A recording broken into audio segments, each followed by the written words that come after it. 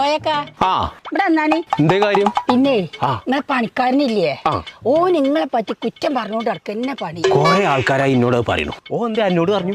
ഓൻ 67 ഉറുപ്പ്യക്ക് വെച്ചു ഒന്നും പിസ്കം കോയ വെച്ചിട്ടില്ലാന്നും പറഞ്ഞു. നേരോ?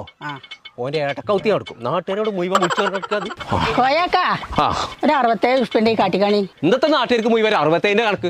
ഇന്റെ അടുത്ത് പൈസ ഒന്നുമില്ല. പോയി അവിടുന്ന്. വെറുതെ അല്ല നിങ്ങളെ പിസ്കാന്ന് വിളിക്കുന്നുണ്ട്. ഓലക്കൊടിയെ